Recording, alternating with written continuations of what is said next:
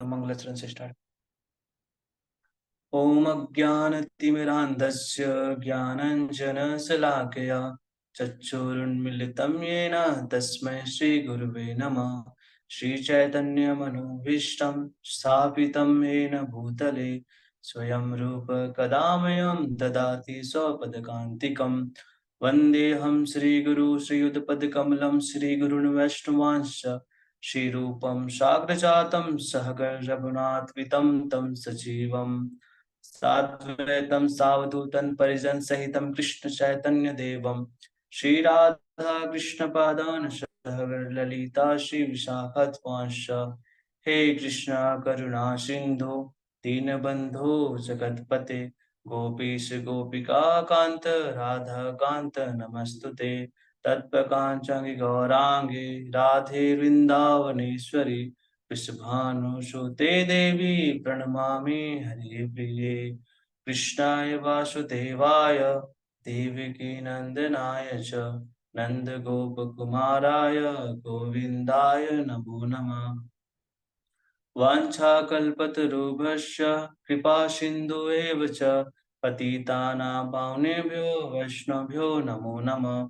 नमः विष्णुपादाय कृष्णप्रेष्ठाय भूतले श्रीमते भक्तिवेदान्त स्वामीति नामिने।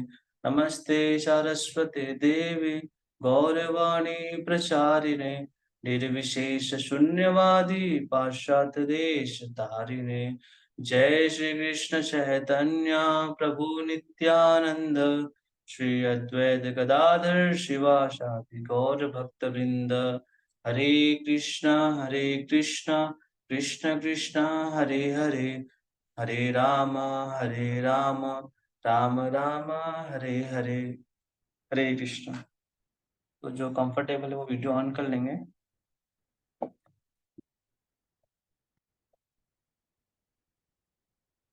ठीक है, तो आज की क्लास स्टार्ट करते हैं।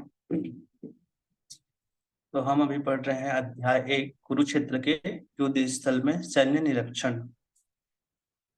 तो कल हमने श्लोक क्रमांक 37 और 38 हमने पढ़ा। आज हम श्लोक क्रमांक 39 पढ़ेंगे। तो कल प्रभु जी ने बहुत अच्छे से हमको समझाया कि किस प्रकार जो अर्जुन है वो अलग अलग दृष्टिकोण मतलब रख रहे हैं भगवान कृष्ण के सामने। वो भगवान कृष्ण को बताने की कोशिश कर रहे हैं कि कारण बता रहे हैं कि मैं युद्ध ना करूं। तो क्या क्या कारण बताए हैं? तो अर्जुन ने यहाँ पे 5 कारण बताए थे युद्ध नहीं करने के। तो जिसमें कि हमने 3 कारण जो है वो हमने पढ़ लिए हैं। तो क्या किसी को पता है 3 कारण कौन कौन सा है जो हमने अभी तक पढ़ लिया है? वो बता सकते हैं हैंड रेस करके। कल प्रभु जी ने बहुत अच्छे से भी बताए थे 5 कारण, जिसमें से 3 कारण हम पढ़ चुके हैं। चौथा कारण जो है आज हम पढ़ेंगे जी। और कोई? माता जी को तो पता ही है, और कोई जो जिनको पता हो? हरे कृष्ण प्रभु जी, दंडवत प्रणाम। हरे कृष्ण माता जी, धन्यवाद प्रणाम। जी माता जी अर्जुन बताइए। एक कारण बताइए, बाकी और से मैं 2 का पूछ लेता हूँ।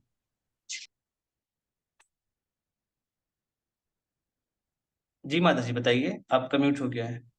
अर्जुन जी का शरीर कांप जाना, लड़ाई नहीं करने के लिए शरीर काम नहीं कर रहा था। मतलब पूरा शरीर कप कपा गया।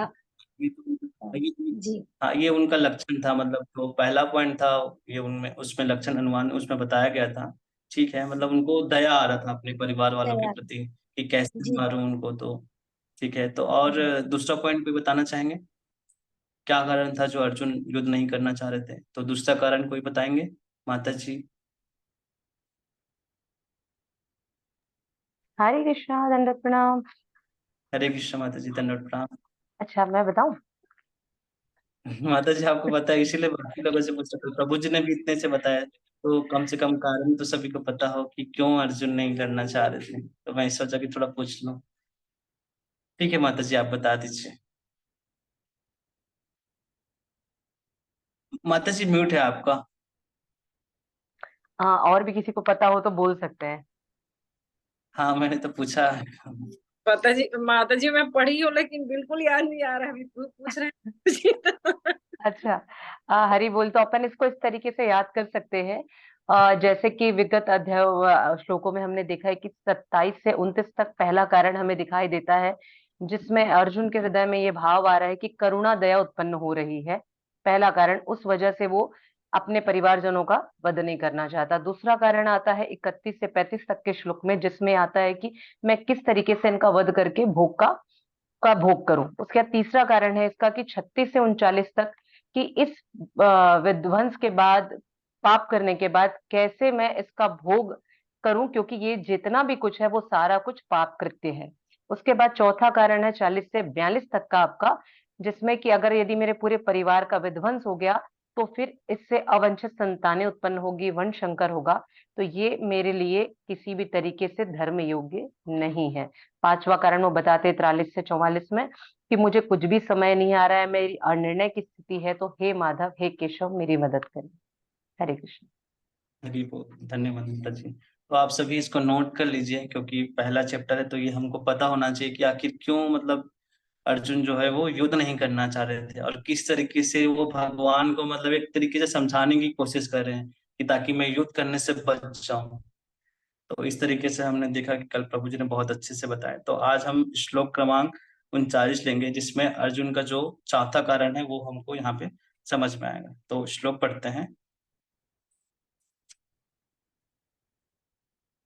कुलक्षये प्रणश्यन्ति कुलक्षये प्रणश्यन्ति कुलधर्मा सनातना धर्म नष्टे कुलम कृत्सम अधर्म अभिभवति उतः। एक बार मैं फिर से पढ़ता हूँ। कुलक्षये प्रणश्यन्ति कुलधर्मा सनातना धर्म नष्टे कुलम कृत्सम अधर्म अभिभवति उतः। हरे कृष्ण। कोई पढ़ना चाहेंगे? हरे कृष्ण प्रभु जी, दंडवत प्रणाम। कुल क्षय प्रणश्यन्ति कुल धर्म सनातना धर्म नष्टे कुलम कृष्तम अधर्म अभिभवन्ति उत। हरे कृष्ण। हरे कृष्ण जी। माता जी आप पढ़िए। कुलक्षये प्रणश्यन्ति कुलधर्मा सनातना धर्मे नष्टे कुलम कृत्सम धर्मम अभिभिव अच्युत। हरे कृष्णा। हरे कृष्ण। और कोई माता जी? मुद्की माता जी, जोगनी देवी माता जी।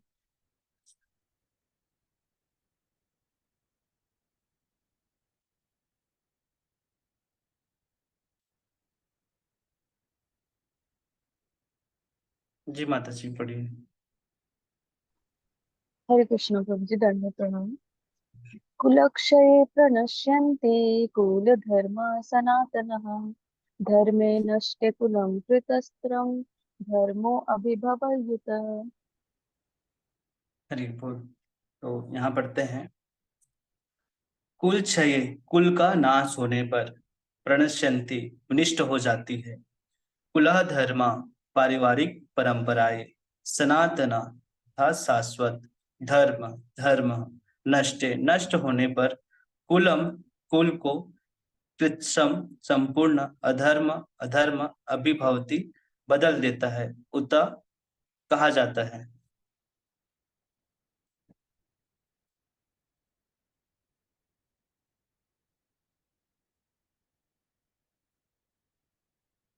यहाँ पे कहते हैं कुल का नाश होने पर सनातन कुल परंपरा नष्ट हो जाती है, और इस तरह शेष कुल भी अधर्म में प्रवृत्त हो जाता है। तो अब यहाँ पे जो अर्जुन है वो यहाँ पे बताना चाह रहे हैं कि यहाँ पे बता रहे हैं कि कुल का नाश होने पर सनातन कुल परंपरा नष्ट हो जाती है, और इस तरह शेष कुल भी अधर्म में प्रवृत्त हो जाते हैं। एक बार तात्पर्य पढ़ते हैं। तात्पर्य: शील प्रभुपाद की जय। वर्णाश्रम व्यवस्था में धार्मिक परंपराओं के अनेक नियम हैं, जिनकी सहायता से परिवार के सदस्य ठीक से उन्नति करके आध्यात्मिक मूल्यों की उपलब्धि कर सकते हैं।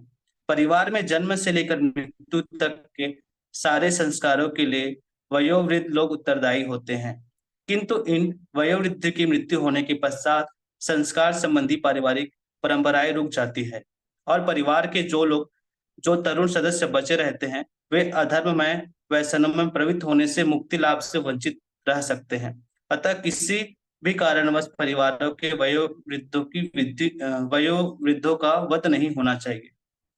अब देखिए जो यहाँ पे अर्जुन है ना, वो यहाँ पे बताना चाह रहे हैं कि किस तरीके से जो यहाँ पे जो वयोवृद्ध बोला गया है, तो उनका मतलब होते हैं जो बड़े बुजुर्ग होते हैं, जो पुराने हमारे जो दादा नानी जो होते हैं, उनकी बातें चल रही है यहाँ पे कि किस तरीके से हमें बता रहे हैं कि कुल का नाश होने पर सनातन कुल परंपरा नष्ट हो जाती है।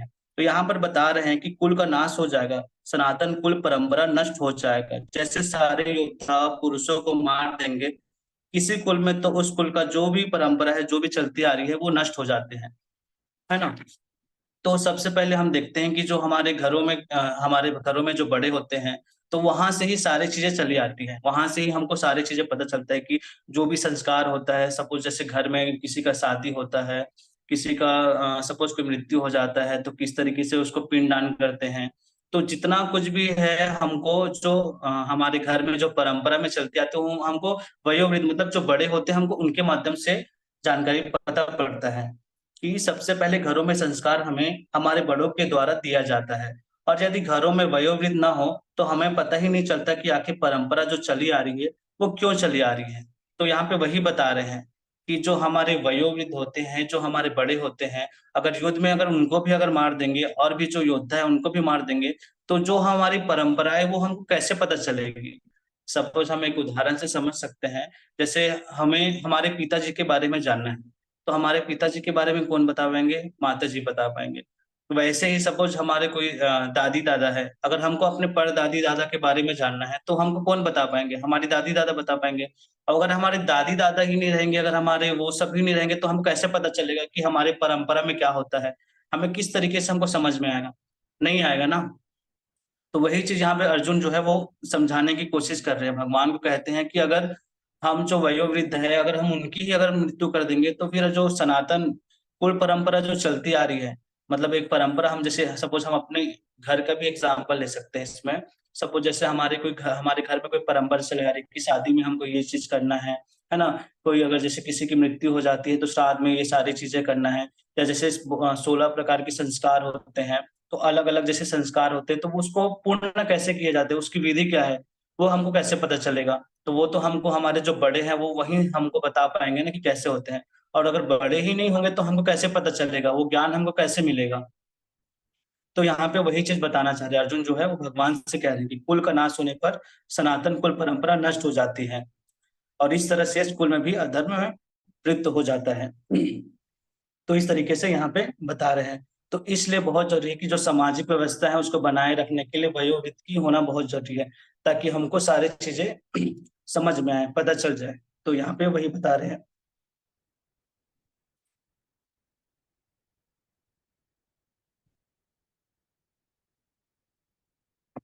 यहाँ पे आगे बताते हैं, परिवार में जन्म से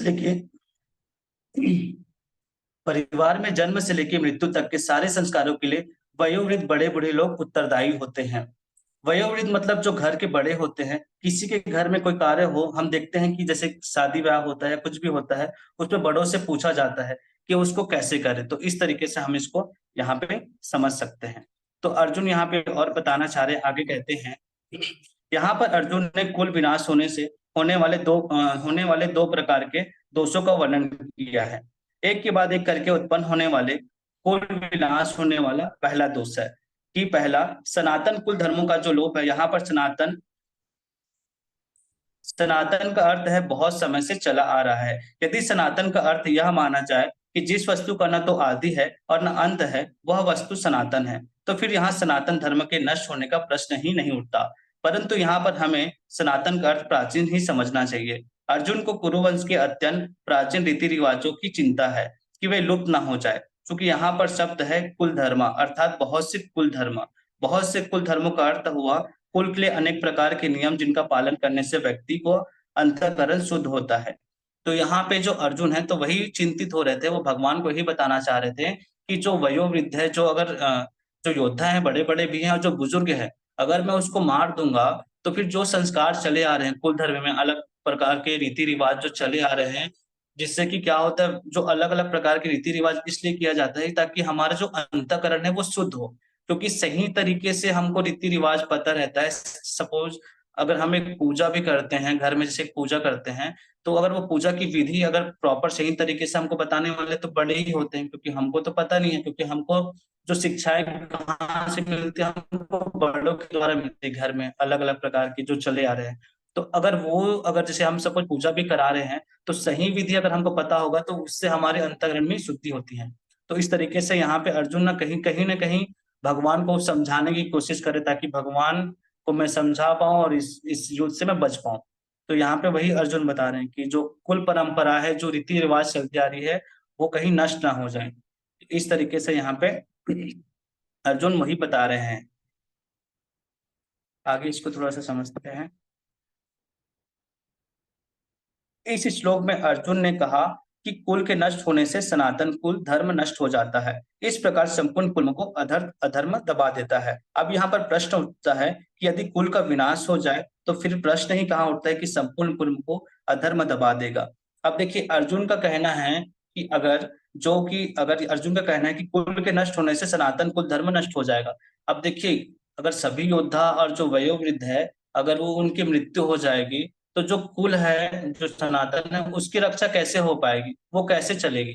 अर्जुन का यहाँ पे वो एक प्रकार का एक डाउट है, वो यहाँ पे बताना चाह रहे हैं, क्योंकि अगर कुल का नाश हो जाएगा तो अधर्म बढ़ जाएगा, है ना।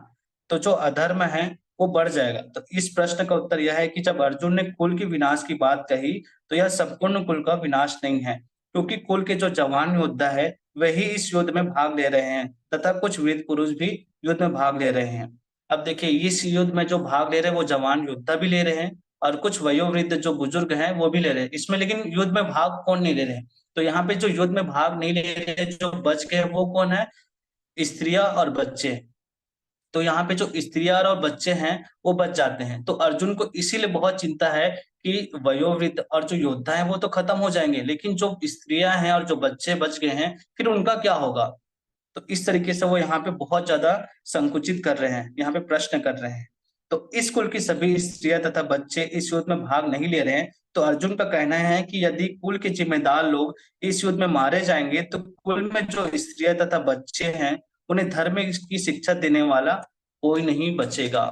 तो देखिए यहाँ पे बहुत यहीं से मतलब समझने वाली बात है कि सपोज जैसे हम अच्छे से समझेंगे कि अगर जो जवान योद्धा है और जो बुजुर्ग हैं, उनके जो परिवार के जो मुखिया मतलब जो हेड है, अगर वो ही खत्म हो जाएंगे, तो आने वाली जो पीढ़ी है वो बच्चों हैं और स्त्रियां हैं, उनको शिक्षाएं कहाँ से मिलेंगी। सपोज बच्चा है, जैसे हम घर में भी देखते हैं आजकल कि सपोज जो माता पिता हैं वो आजकल इतना बिजी हो गए हैं कि फोन में ही ज्यादा बिजी रहते हैं। हम देखते हैं कि अपने बच्चों को शिक्षा नहीं देते हैं सही तरीके से, ना उनको कहीं मंदिर भेजते हैं, ना उनको ऐसे कोई जो प्रोग्राम होते हैं या कोई ऐसी चीजों में नहीं ले जाते। वो खुद ही आजकल मतलब कुछ माता पिता जी ऐसे भी हो गए हैं कि उनके पास खुद ही समय नहीं है बच्चों के लिए। तो बच्चों को उनको सही तरीके से शिक्षा कहाँ से मिल पाएगा, नहीं मिल पाएगा, क्योंकि आज हम देखते हैं कि बच्चों को ना कहीं टेम्पल ले जाते हैं, ना उनको कहीं ऐसे धार्मिक चीजें सिखाते हैं, ना कहीं हमें शास्त्रों के बारे में बताते, कुछ नहीं। आजकल बच्चों से हम कुछ पूछेंगे तो उनको कुछ पता ही नहीं रहता है, क्या भगवत गीता होता है, क्या भागवत होता है, कौन भगवान श्री कृष्ण है, कुछ उनके बारे में कुछ भी जानकारी नहीं रहते हैं आज के जो ऐसे रहते हैं। तो यहाँ पे वही बताना चाह रहे हैं कि अगर सपोज जो भी वयोवृद्ध है, जो भी जवान योद्धा है, अगर वो मर जाएंगे, तो जो बच्चे हैं और जो स्त्रियां हैं उनको जो धर्म की शिक्षा कौन देंगे। तो यहाँ पे अर्जुन है वही बोल रहे हैं कि धर्म की शिक्षा देने वाले कोई नहीं बचेगा। इससे हमें यह पता चलता है कि क्षत्रिय के परिवार में जो बालक पैदा होता है उन्हें क्षत्रिय धर्म का प्रशिक्षण भी दिया जाता था, ताकि वे बालक क्षत्रिय कहला सके। ऐसा नहीं है कि केवल क्षत्रिय के परिवार में जन्म लेने मात्र से कोई व्यक्ति क्षत्रिय बन जाता है। तो देखिए यहाँ पे बहुत समझने वाली बात है कि सपोज कोई क्षत्रिय के घर में अगर पैदा हो रहा है, तो जरूरी नहीं है कि वो एकदम क्षत्रिय ही मतलब क्षत्रिय के घर में पैदा होता है क्षत्रिय कहलाएगा, लेकिन क्षत्रिय नहीं बनेगा जब तक उसको प्रॉपर गाइडेंस नहीं मिलेगा, जब तक उनको प्रॉपर सिखाएंगे नहीं, जब तक उसको सही तरीके से नहीं सिखाएंगे तो क्षत्रिय कैसे नहीं बन पाएगा। तो यहाँ पे जो प्रभुपाद है वो बहुत अच्छा एग्जाम्पल देते हैं। यहाँ पे कहते हैं कि जिस प्रकार वकील के पुत्र के रूप में जन्म लेने मात्र से कोई वकील नहीं बन जाता, तथा डॉक्टर का पुत्र होने मात्र से व्यक्ति डॉक्टर नहीं बन जाता, उसी प्रकार ब्राह्मण के परिवार में जन्म लेने से ब्राह्मण नहीं बन पाता, उसे प्रशिक्षण की आवश्यकता है। तो यहाँ पे प्रभुपाद जी बहुत अच्छा एग्जाम्पल दे रहे हैं कि अगर कोई वकील के घर में अगर कोई पैदा हो रहे हैं तो वो वकील नहीं बन जाएगा, उनको प्रॉपर प्रशिक्षण करना पड़ेगा, उनको प्रॉपर पढ़ना पड़ेगा, जिस विधि से वो वकील बनते हैं उसको पढ़ना पड़ेगा। वैसे एक ब्राह्मण है, अगर कोई ब्राह्मण के घर भी पैदा हो रहा है तो उसको ब्राह्मण की पूरी रीति रिवाज सीखना पड़ेगा, क्या क्या मंत्र उच्चारण करने हैं, क्या विधि है, बहुत उनको प्रशिक्षण करना पड़ेगा। तो इस तरीके से प्रभुपाद यहाँ पे एग्जाम्पल देते हैं कि यहाँ पे जो क्षत्रिय परिवार के जो बच्चे हैं उनको क्षत्रिय धर्म का उनको सिखाएंगे तब जाके वो सीख पाएंगे। यहाँ पे वही बता रहे हैं, उसे प्रशिक्षण की आवश्यकता है। तो यहाँ पर अर्जुन का कहना है कि यदि क्षत्रिय कुल के प्रशिक्षण लोगों का विनाश हो जाएगा, फिर कुल में क्षत्रिय धर्म का परीक्षण देने वाला कोई नहीं बचेगा। तो इस तरीके से जो अर्जुन है वो यहाँ पे बता रहे हैं।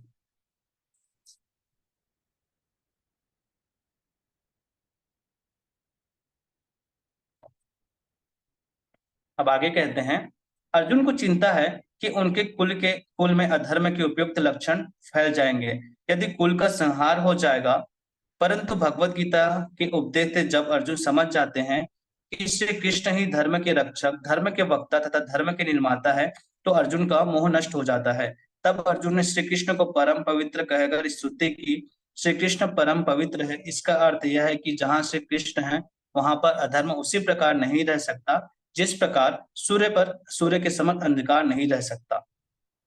11वें अध्याय के 18वें श्लोक में अर्जुन श्री कृष्ण से कहते हैं, तव्यमयम शाश्वतम धर्म गोप्ता, अर्थात आप अविनाशी हैं तथा आप ही सनातन धर्म की रक्षा करने वाले हैं। जिस प्रकार श्री कृष्ण की उपस्थिति से अधर्म के सभी प्रभाव दूर हो जाते हैं, उसी प्रकार कलयुग में हरे कृष्ण महामंत्र के कीर्तन से कली रूपी अधर्म के सभी प्रभाव दूर हो जाते हैं तथा मानव समाज में धर्म की स्थापना होती है। तो इस तरीके से जो अर्जुन है वो भगवान को बता रहे हैं, कहते हैं कि कुल का नाश होने पर सनातन कुल परंपरा नष्ट हो जाती है और इस तरह से कुल भी अधर्म में प्रवृत्त हो जाता है। तो यहाँ पे अर्जुन वही समझा रहे हैं। तो थोड़ा सा तात्पर्य में भी पढ़ते हैं, उसमें क्या है एक बार। वर्णाश्रम व्यवस्था में धार्मिक परंपराओं के अनेक नियम हैं जिनकी सहायता से परिवार के सदस्य ठीक से उन्नति करके आध्यात्मिक मूल्यों की उपलब्धियां कर सकते हैं। तो भगवान ने जो वर्णाश्रम धर्म बताए हैं तो उसमें अलग अलग धार्मिक परंपरा है, अलग अलग वर्ण में, क्षत्रिय में अलग है, ब्राह्मण में अलग है, शूद्र में अलग है, वैश्य में अलग है। तो उसमें क्या है, उसमें रह के अपना प्रॉपर स्वधर्म जो कर्तव्य निभा के अलग अलग उसमें जो परंपराएं हैं उसको पालन करके आध्यात्मिक मूल्य की आध्यात्मिक जीवन में हम प्रगति कर सकते हैं। परिवार में जन्म से लेकर मृत्यु तक के सारे संस्कारों के लिए वयोवृद्ध लोग उत्तरदायी होते हैं। तो हमारे जो परिवार है, जो भी परिवार में कुछ भी चीजें होती हैं, चाहे किसी की मृत्यु हो, शादी हो, कुछ संस्कार करना हो, कुछ भी हो, उसमें जो बड़े बुजुर्ग होते हैं वही लोग उत्तरदायी होते हैं, वही उन सभी चीजों का हमको ज्ञान देते हैं, बताते हैं कि किस प्रकार करना है। किंतु इन वयोवृद्धों की मृत्यु के पश्चात संस्कार संबंधी पारिवारिक परंपराएं रुक जाती है। तो जैसे ही अगर बड़े बुजुर्ग हैं, वृद्ध हैं, अगर उन लोग की अगर यहाँ पे युद्ध में अगर मृत्यु हो जाएगी या मार दिया जाएगा तो जितना भी जो भी संस्कार संबंधी पारिवारिक है वो सब परंपराएं रुक जाएंगी और परिवार के जो करीब सदस्य बचे रहते हैं वे अधर्म में, वैष्णव में प्रवृत्त होने से मुक्ति लाभ से वंचित रह पाएंगे। फिर जो परिवार में जो सदस्य बचते हैं, जो स्त्रियां हैं या बच्चे हैं, उनको वो परंपराएं नहीं मिल पाएंगी, उनको प्रशिक्षण नहीं मिल पाएंगे, जिससे कि क्या है, अधर्म बढ़ जाएगा और उनको मतलब वो जो लाभ मिलना है, जो चीजें परंपरा में चलती है, जिससे उनको जो मुक्ति लाभ से वो वंचित रह जाएंगे। अतः किसी भी कारणवश परिवार के वयोवृद्ध का वध नहीं होना चाहिए। इस तरीके से अर्जुन जो है वो यहाँ पे कह रहे हैं। ठीक है, तो हम अगला श्लोक लेते हैं, श्लोक क्रमांक 40, जहाँ पे कहते हैं, अधर्म अभिभावत कृष्ण प्रदूषन्ति कुल स्त्रियास्तुषु दृष्टासु वर्णय जायते वर्ण संकर्ष। अधर्म अभिभावत कृष्ण प्रदूषन्ति कुल स्त्रिया स्त्रिष्टु दृष्टासु वर्णेय जायते वर्ण संकर। हरे कृष्ण, कोई पढ़ना चाहेंगे? जी प्रभु जी। अधर्म अभिभावत कृष्ण प्रदुष्यन्ति कुल स्त्रिय स्त्रियषु दुष्टाशु वर्णे वैष्णये जायते वर्णशंकर। हरे कृष्ण। हरि बोल। और कोई? प्रभु जी आप पढ़ना चाहेंगे? हरे कृष्ण प्रभु जी, दंडवत। अधर्म अभिभावात् कृष्णा प्रदुष्यन्ति कुलस्त्रिया स्त्रीषु दिष्टाशु वार्ष्या जायते वर्णशंकर।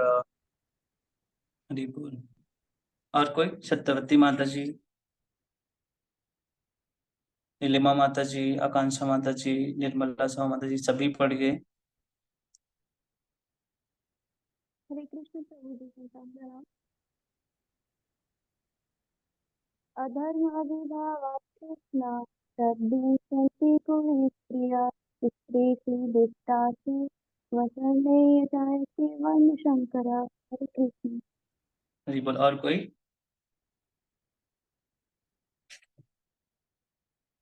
हरे कृष्णा। जी माता जी, हरे कृष्ण। मैं बोलूं? जी माता जी। अधर्माभिभावत कृष्ण प्रत्युष्यन्ति कुलस्त्रय स्त्रीषु दुष्टासु वर्णेय जायते वर्णशंकर। हरे कृष्ण। हरि बोल। धन्यवाद माता जी। यहाँ पे कह रहे हैं अधर्म, अधर्म अभिभावत प्रमुख होने से कृष्ण, हे कृष्ण, प्रदुष्यंती दूषित हो जाती है, कुल स्त्रिया कुल की स्त्रिया, स्त्रीसु स्त्री तत्व के, दृष्टासु दूषित होने से, वर्णया हे वर्णवंशी जायते उत्पन्न होती है, वर्ण संकर अर्थात अवांछित संतान। यहाँ पे कहते हैं अर्जुन, हे कृष्ण, जब कुल में अधर्म प्रमुख हो जाता है तो कुल की स्त्रियां दूषित हो जाती है और स्त्री तत्व के पतन से ही ऋषिवंशी अवांछित संतानें उत्पन्न होती है। तो अब देखिए यहाँ पे जो अर्जुन है वो बहुत डरे हुए हैं, क्योंकि पिछले श्लोक में हमने समझा कि वो किस तरीके से बताते हैं कि जो वयोवृद्ध है अगर उनको अगर मार दिए जाएंगे तो जो कुल में अधर्म हो जाएगा, जो सनातन कुल परंपरा है वो नष्ट हो जाएंगे। तो इस तरीके से जो है वो अर्जुन बहुत डरा हुआ है और बोलते हैं कि अगर धर्म में अगर जो कुल परंपरा है नष्ट हो जाएंगी तो फिर जो स्त्रियां और बच्चे जो बच गए हैं उनकी रक्षा मतलब कौन करेंगे, उनको जो आगे जो परंपराएं हैं वो पारिवारिक परंपराएं उनको कौन बताएंगे। तो इस तरीके से यहाँ पे वो बता रहे हैं। तो यहाँ पे हम एक बार तात्पर्य पढ़ते हैं, उसके बाद थोड़ा सा समझेंगे। तात्पर्य बाय श्रील प्रभुपाद की जय।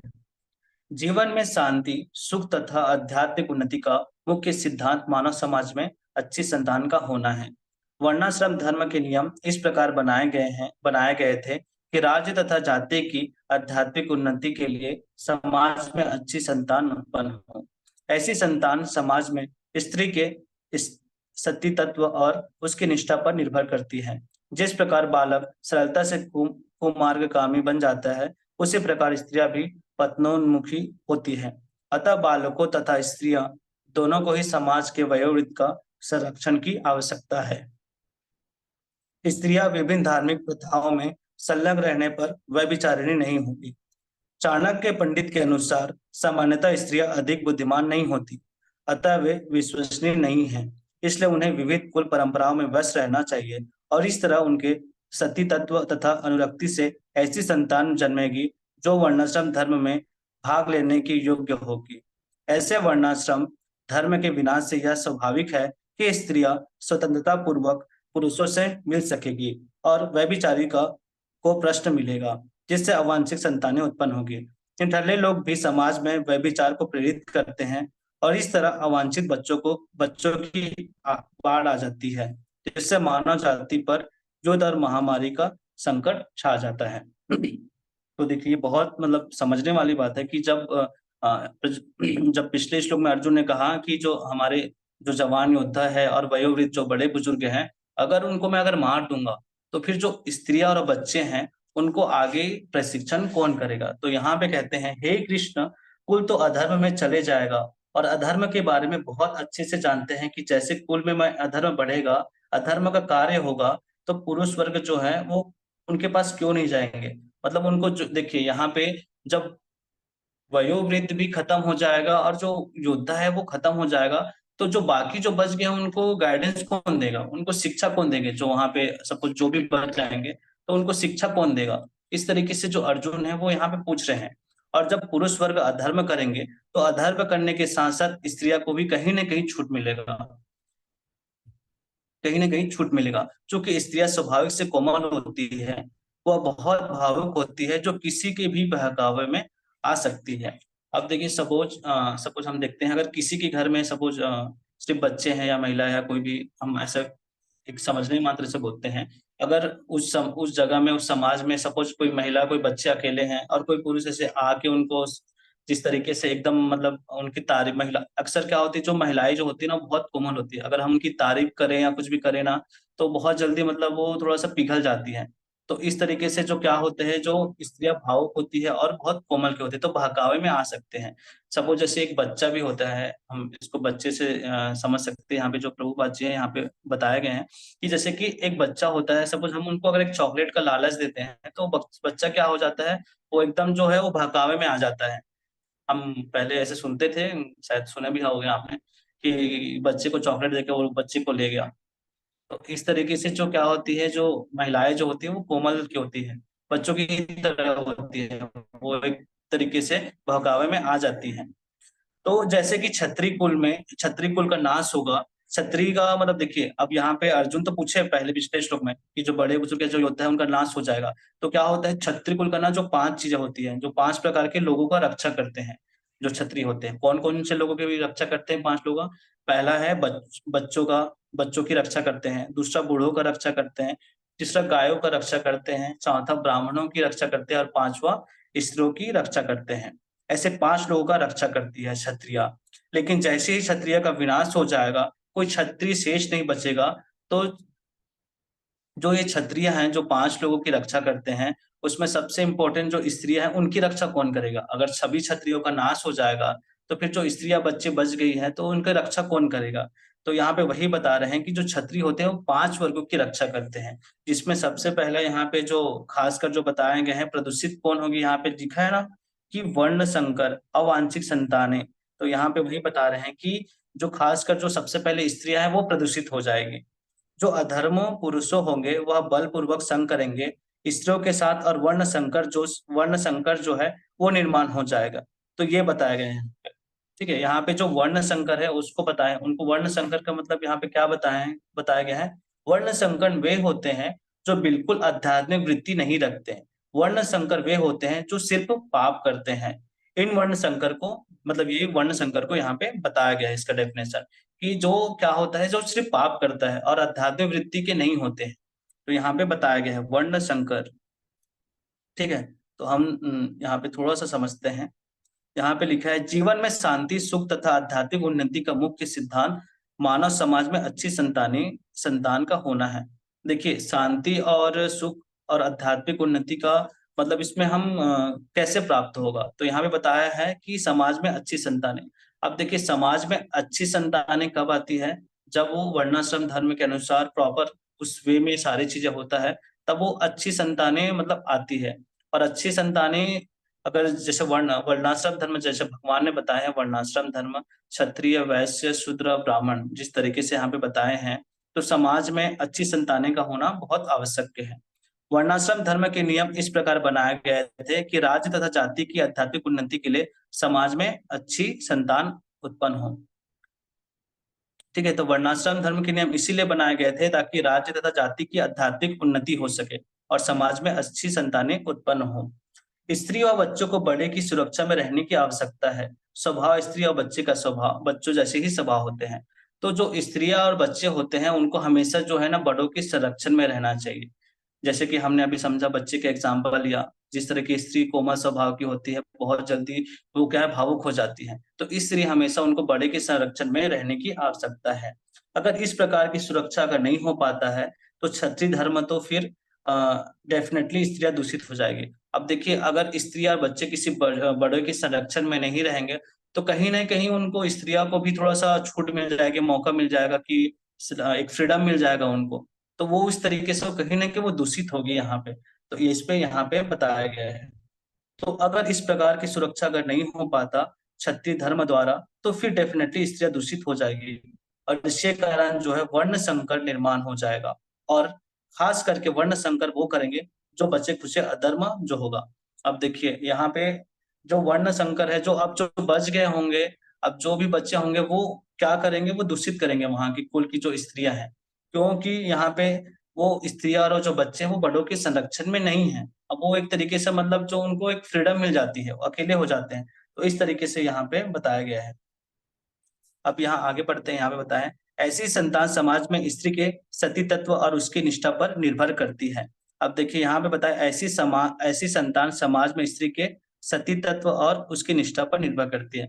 अब देखिए पहले जो क्या होता था कि जो स्त्रियां होती थी वो घर में ना सारी चीजें देखती थी, कि घर में जो पूजा पाठ करना है, अलग अलग जो विधि होती है ना, वो सब चीजों में आगे होती थी। मतलब जो भी कुछ भी होता था घर में, जैसे आज भी हम देखते हैं, जैसे कोई भी फेस्टिवल हो, चाहे अलग अलग प्रकार के फेस्टिवल कुछ भी हो, तो उसमें जो स्त्रियां होती थी जो आगे होती थी, है ना, जिससे क्या होता था कि उससे ना उनके अंतःकरण शुद्ध होता था। मतलब सपोज जैसे पूजा पाठ करना, जो धर्म के कार्य है, धर्म के अनुसार जो चीजें हैं उसको करने से वो क्या है, वो स्त्रियां जो होती थी वो शुद्ध होती थी। तो हम थोड़ा सा पढ़ते हैं यहाँ पे। कुल स्त्री अपने कुल की पवित्रता से पवित्र की शक्ति प्राप्त करती है तथा अपनी पवित्रता से कुल को पवित्र करती है। कुल स्त्री वह है जिसने अपने बचपन में ही माता पिता तथा अन्य गुरुजनों से स्त्री धर्म की उचित शिक्षा प्राप्त की है तथा अपने पति के अतिरिक्त अन्य किसी भी पुरुष से शारीरिक संबंध न बनाने के लिए उचित परीक्षण प्राप्त किया है। अब देखिए यहाँ पे बता रहे हैं कि जो अपने माता पिता गुरुजनों से स्त्री धर्म का उचित शिक्षा प्राप्त किया है। पवित्र कुल की पवित्र स्त्रियां ही अपनी संतान को कुल के नियमों की शिक्षा देती है तथा उन्हें ऐसी प्रशिक्षण देती है कि उनके संतान कुल के यश की रक्षा करे तथा कुल के यशों को बढ़ाए। अब यहाँ पे देखिए, जो स्त्रियां जो होती थी पहले की, जो बता रहे हैं यहाँ पे, वो अपनी संतान को खुद प्रशिक्षण करती थी। मतलब नियमों को बताती थी अलग अलग, किस तरीके से मतलब अपने को वर्णाश्रम के अनुसार रहना है, जो हमारा धर्म होता है, जो हमारे कर्तव्य होते हैं, उस तरीके से वो प्रशिक्षण देती थी अपनी संतानों को। तो अब देखिए यहाँ पे बता रहे हैं ना, ऐसी संतान समाज में स्त्री के सती तत्व और उसकी निष्ठा पर निर्भर करती है। तो जो स्त्रियां जो अपने प्रॉपर माता पिता तथा गुरु की स्त्री धर्म की उचित शिक्षा प्राप्त की है, तो यहाँ पे वही बता रहे हैं। जिस प्रकार बालक सरलता से कुमार्गगामी बन जाते हैं, उसी प्रकार स्त्रियां भी पत्नोन्मुखी होती हैं।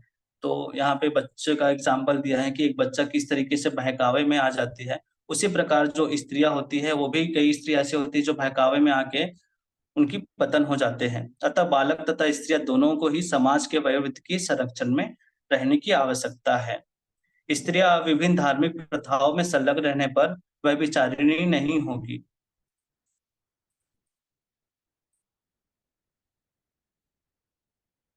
चाणक्य पंडित के अनुसार सामान्यतः स्त्रियां अधिक बुद्धिमान नहीं होती, अतः वे विश्वसनीय नहीं है, इसलिए उन्हें विविध कुल परंपराओं में व्यस्त रहना चाहिए और इस तरह उन्हें सती तत्व तथा अनुरुक्ति से ऐसी संतान जन्मेगी जो वर्णाश्रम धर्म में भाग लेने की योग्य हो। तो अब देखिए, जो जो स्त्रियां हैं उनको ऐसी परंपराओं में हमेशा लगे रहना चाहिए, क्योंकि कहीं ना कहीं ये सब चीजों में अगर लगे रहेंगे ना, तो उनकी जो स्त्रियां जो है ना, वो कहीं ना कहीं उनके अंदर वो शुद्धता आएगी, वो सती तत्व आएगा कि हमको एक तरीके से हमको ये सारी चीजें नहीं करना है एकदम। मतलब उनको वर्णाश्रम धर्म में मतलब वो भाग लेने के योग्य बन जाएंगे। कैसे भाग लेने की बन जाएगी? जो ये परंपरा जो चलती आ रही है उनके यहाँ, जो भी धर्म अनुष्ठान होते होंगे, वो सब चीजों में व्यस्त रहेंगे। तो ऐसे में क्या है, उसकी अनुरुक्ति आ जाएगी और जो भी उनके संतान जन्मेगी जो वर्णाश्रम धर्म में भाग लेने की योग्य बन पाएगा।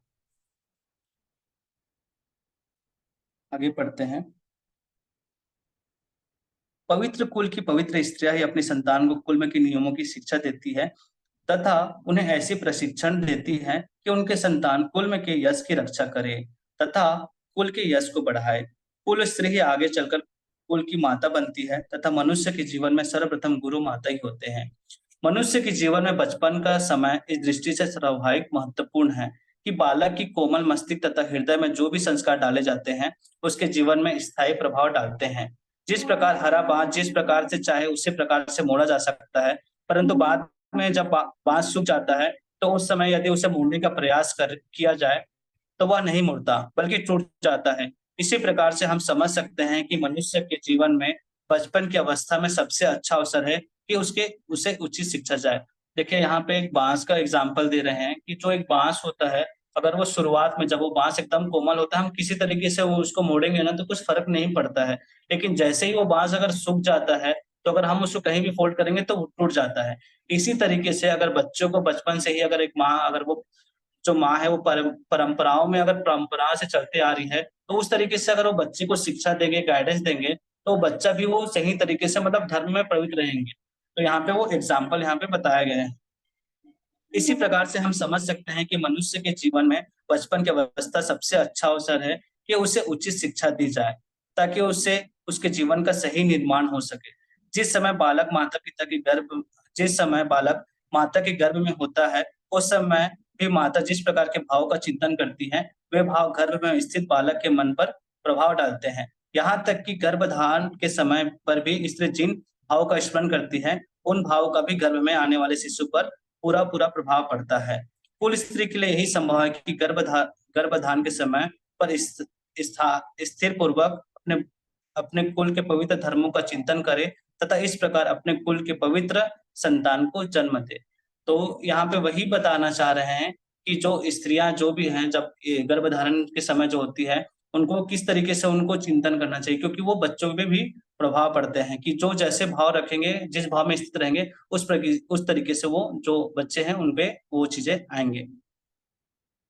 आगे कहते हैं, इसलिए उन्हें विविध कुल परंपराओं में व्यस्त रहना चाहिए और इस तरह उनके सती तत्व तथा अनुरक्ति से ऐसी संतान जन्मेगी जो वर्णाश्रम धर्म में भाग लेने की योग्य होगी। ऐसे वर्णाश्रम धर्म के विनाश से यह स्वाभाविक है कि स्त्रियां स्वतंत्रता पूर्वक पुरुषों से मिल सकेंगी और व्यभिचारी को प्रश्न मिलेगा। अब देखिए वर्णाश्रम धर्म के विनाश जब सभी वयोवृद्ध सभी जो है वो अगर मर जाएँगे या जो भी है वर्णाश्रम अगर धर्म नष्ट हो जाएँगे, तो कहीं न कहीं जो स्त्रियाँ हैं वो उनको फ्रीडम मिल जाएगी, वो एकदम मतलब स्वतंत्रता पूर्वक कहीं न कहीं वो चले जाएँगे। तो यहाँ पे वही बता रहे हैं कि ऐसे वर्णाश्रम धर्म के विनाश से यह स्वाभाविक है कि स्त्रियाँ स्वतंत्रता पूर्वक पुरुषों से मिलेंगी और व्यभिचारी का व्यभिचार को प्रशय मिल सकेगी, जिससे अवांछित संतानें उत्पन्न होगी।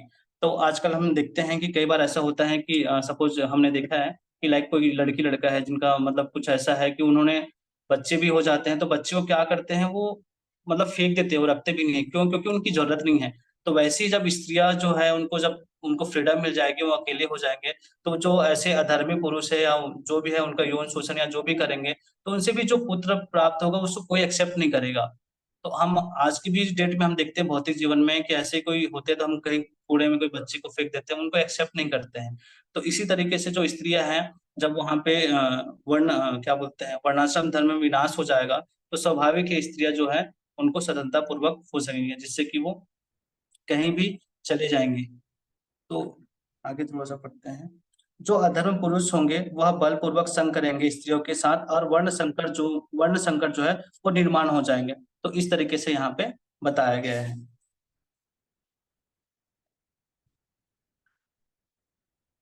तो इस श्लोक का सार यही है कि अगर अधर्म फैल गया तो पहले कौन दूषित होगा?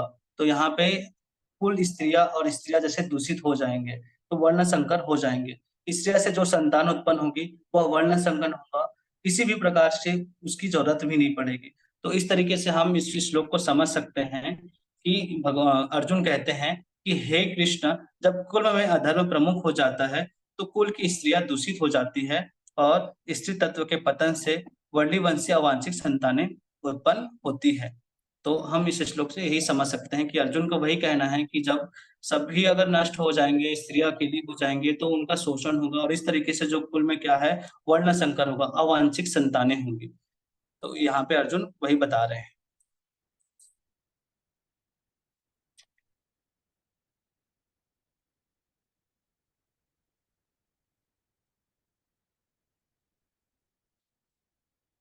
ठीक है, माता जी आज तो मैंने 2 ही श्लोक किया था, बस यही 2।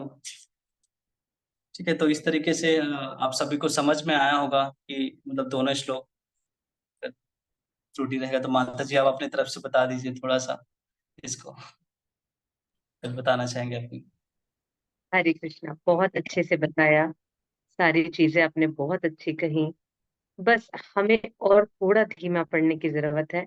और साथ ही साथ ये जो दूसरे श्लोक में आपने बताया 40वें श्लोक में, तो ये सतित्व है, ना कि सती तत्व है। अच्छा जी माता जी। ठीक है, ये सतित्व है। यानी कि कोई भी स्त्री सतित्व को तब धारण करती है जब वो अपने परिवार और अपने पति के प्रति पूर्ण समर्पण रखती है।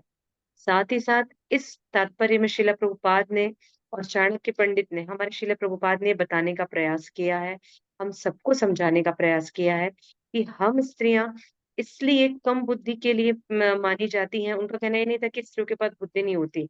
उन्होंने कई जगह ये बताया है कि स्त्रियां जो होती हैं सबसे ज्यादा सम्मान के दृष्टिकोण से, बुद्धि के दृष्टिकोण से वो होती हैं जो होम मिनिस्ट्री चलाती हैं, जो गृह को संभालती हैं। जैसे हमारी स्वयं आज जिनका विवाह दिवस आज हम मना रहे हैं, श्रीमती राधा रानी, तो हम सब कैसे हो सकते, किंतु फिर भी स्त्रियों को ये कहा जाता है कि आप इस कुल परंपरा को निर्वहन करने वाले हैं।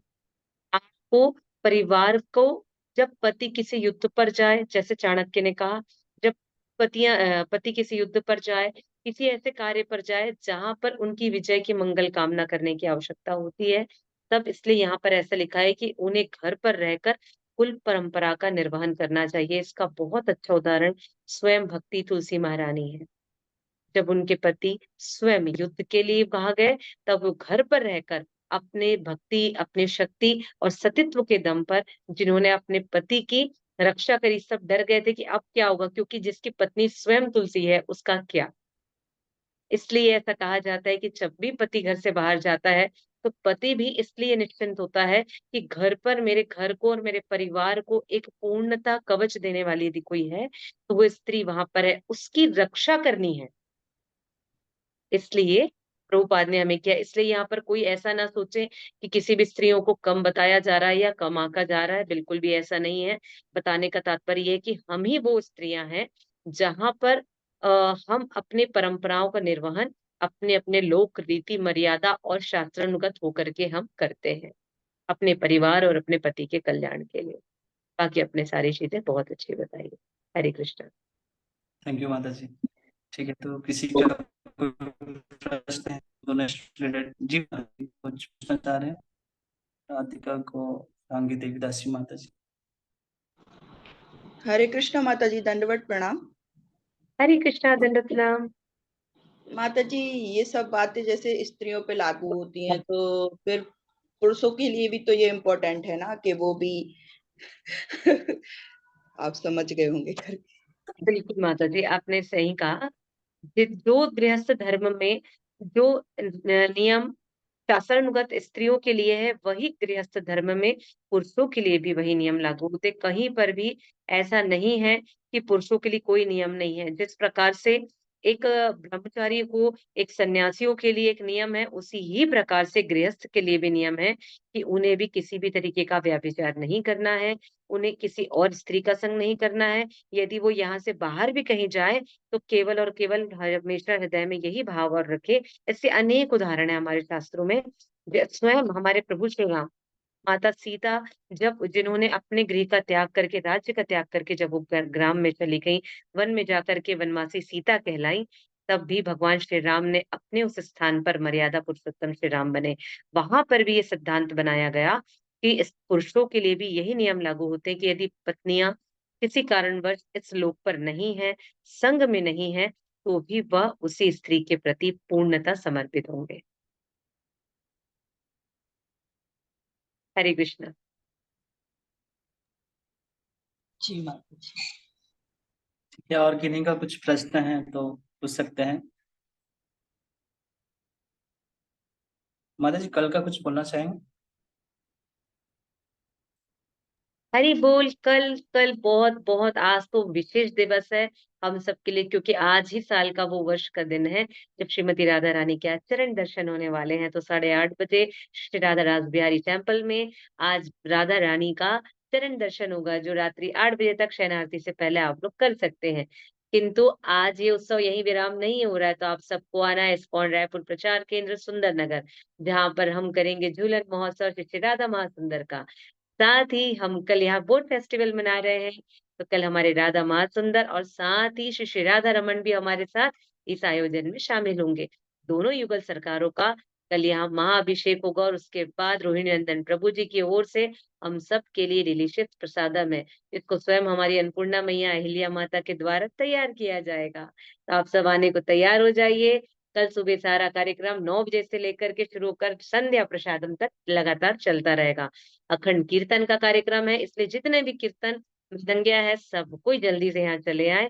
कल सुबह 9 बजे से इस्कॉन प्रचार केंद्र। साथ ही साथ आज जो भी माता यहाँ जुड़ी हुई हैं, राधा रानी के आज अभिभाषण के प्रयोजन के बाद, प्रसादम लेने के बाद, टाटी बन के बाद सीधा आपको यहाँ आना है ताकि आप कल की सेवाओं में हमारा सहयोग कर सके। ठीक है, हरे कृष्णा। हरि बोल। हरे कृष्णा, हरि बोल, हरि हरि बोल माता जी। ठीक है, तो आज का कक्षा यहीं पे विराम देते हैं। एक बार सभी लाउडली हरे कृष्ण महामंत्र बोलेंगे। मेरे राधा महासुंदर का दर्शन कीजिए। बोल श्री श्री राधा महासुंदर की जय। तो राधा जय। रानी हमारे चरण दर्शन किधर हो रहे हैं? नहीं हो रहे माता जी, पहनाने की कोशिश करी, नहीं बन रहे कपड़ा में।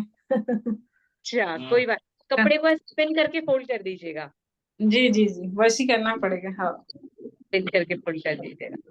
जय जी जय श्री महासुंदर की जय। जय जगदगुरु श्री पाद की जय। श्री श्री जगन्नाथ बलदेव महारानी प्रभु सुदर्शन श्री श्री गौर निताय भक्ति देवी तुलसी महारानी की जय। जय भक्त वृंद की जय। के आनंद की जय। जय। बुद्ध प्रभु जी की जय।